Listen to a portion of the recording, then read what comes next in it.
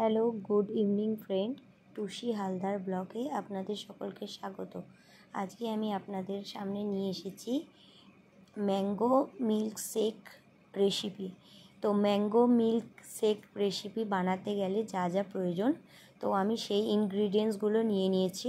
ফার্স্টে আমি নিয়ে নিয়েছি একটা পাকা আম, আর ছুরি দিয়ে আমি এই আমটাকে ভালো করে পাতলা করে খোলাটা ছাড়িয়ে নিচ্ছি, মানে খোসাটা আমি ছাড়িয়ে নিচ্ছি। তো আপনারা যে কোনো আম নিতে পারেন, পাকা আমই লাগবে। তো আমি পাকা আমটাকে নিয়ে স্লাইড করে ছোট ছোট করে পিস করে আমি একটা বাটিতে নিয়ে নিয়েছি। কাঁচের পাত্রের মধ্যে আমি এটাকে ভালো করে ছোট ছোট করে পিস করে রেখে দিচ্ছি। আর পুরো আটির গা থেকে ভালো করে পুরো শাঁসটা আমি চেঁচে নিয়েছি, যাতে এই আটিটা আর কোনো কাজে না লাগে। তো আমি এই আটিটাকে ফেলে দিচ্ছি।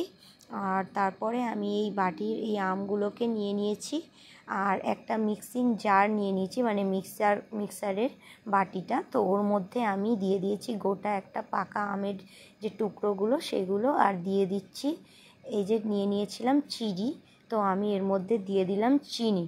ফার্স্টে আমি আম দিয়েছি, তারপরে আমি ওর মধ্যে অ্যাড করেছি চিনি, আর এরপরে আমি অ্যাড করছি 1 গ্লাস দুধ। এই দুধটাকে আমি আগে ফার্স্টে ভালো করে ফুটিয়ে ঠান্ডা করে রেখে দিয়েছিলাম ফ্রিজে, প্রায় 5 থেকে 6 ঘন্টা আগে। তো দুধটা ভালো করে ঠান্ডা ছিল।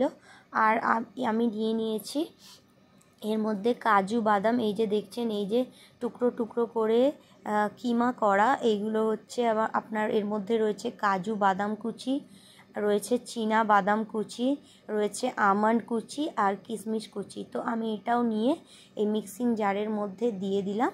দিয়ে আমি এটাকে 2 থেকে 3 মিনিট ভালো করে মিক্সার করে নেব।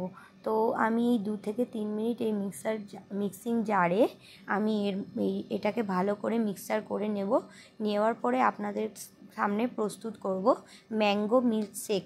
তো সেইটা তৈরি হচ্ছে ততক্ষণ বন্ধুরা বলে রাখছি, দুধ যত ঠান্ডা হবে ততই এর স্বাদটা আপনারা ভালো পাবেন। আর এটাকে ভালো করে মিক্সি করার পরে আমি এটাকে একটা কাঁচের গ্লাসের পাত্রে ঢেলে নেব। তো কাঁচের গ্লাস আমি এক্সট্রা করে নিয়ে নিই, যেই গ্লাসে আমি দুধ রেখেছিলাম সেই গ্লাসটার মধ্যে আমি এটাকে ঢেলে দিচ্ছি। তো এই যে বন্ধুরা তৈরি হয়ে গেছে ম্যাঙ্গো মিল্ক শেক। তো আমি এই জার থেকে এই কাঁচের পাত্রের মধ্যেই আমি এটাকে আবার ঢেলে দিচ্ছি। আর এই যে কুচানো বা কিমা করা যে আমার বাদাম আর কিশমিশ কাজু কুচিটা ছিল, চীনা বাদাম দেওয়া, ওটাও আমি দিয়ে দেবো। আর নিয়েছিলাম বরফ থেকে বার করে রাখা আইস কিউব।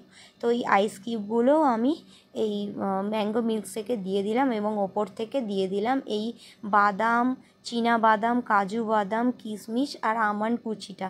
দেখুন প্রস্তুত হয়ে গেছে ম্যাঙ্গো মিল্ক শেক। তো ওই গরমে কার কার ভালো লাগে খেতে, এবং কে কে বানিয়ে খেয়েছেন প্লিজ আমাকে কমেন্টে জানাবেন, আর আমার চ্যানেলটাকে সাবস্ক্রাইব করবেন। Thank you.